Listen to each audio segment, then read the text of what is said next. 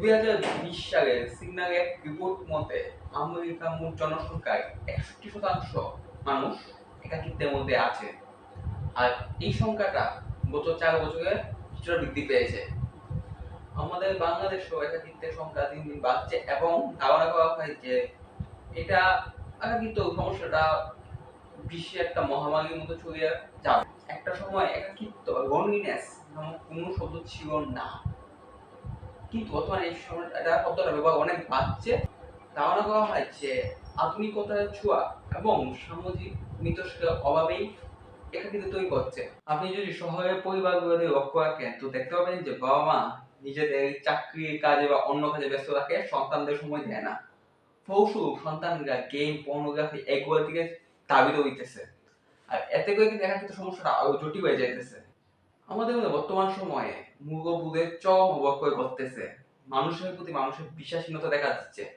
এমন অবস্থায় কিন্তু আমরা কিন্তু কাউকেই পরিপূর্ণভাবে বিশ্বাস করতে পারছি না।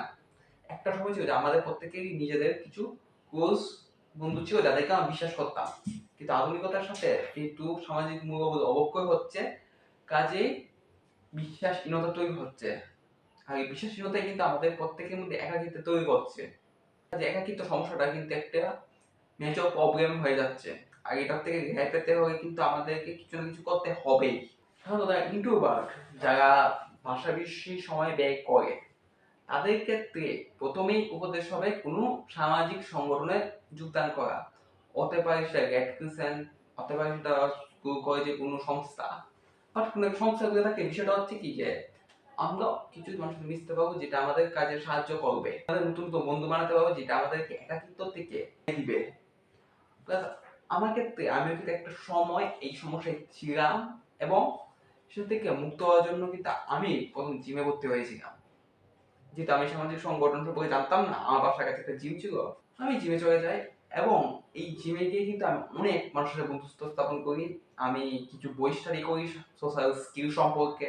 তো আপনি যখন প্রথম মানুষের সাথে মিশতে যাবেন তো আপনাকে তো জানতে হবে যে আপনি কি কি কথা বলবেন বা কি কি ডায়লগ আপনাকে ব্যবহার করতে হবে বা আপনাকে কি রিঅ্যাকশন দেওয়া উচিত। তো এই ক্ষেত্রে আমাকে the how to win friends and influence people by Dale Carnegie বইটা ভালোই সাহায্য করেছিল। এটা আমি যেমন প্রথম বই ইংরেজি বই এবং এটা আমি খুবই ভালো বইটা পড়েছি। আপনাদের রেকমেন্ড করলাম যে আপনি বইটা পড়েন। আপনি যে আমার কথা বিশ্বাস না হয়, আপনি google.com এ ঢুকে বা গুগলে গিয়ে আপনি সার্চ করেন যে সোশ্যাল স্কিল উপর হচ্ছে ভালো বই কোনটা, আপনি রেজাল্ট পেয়ে যাবেন। আমি নিশ্চিত এই বইটা এই রেজাল্টে থাকবেই। তো আপনার উচিত এই সব বইকে অধ্যয়ন করে যাতে আপনি বুঝতে পারেন যে আপনার কি কি সোশ্যাল কি করা উচিত। প্লাস আপনার হচ্ছে আপনার পরিবার এবং প্রতিবেশীদের সাথে সময় দেওয়া, কারণ আপনার পরিবার সদস্যদের কিন্তু আপনার একদম বিশ্বস্ত মানুষ। তাদের সাথে যখন সময় ব্যয় করেন আপনার কিন্তু এটা আপনার মানসিক বা মেন্টাল হেলথের জন্য ভালো হবে।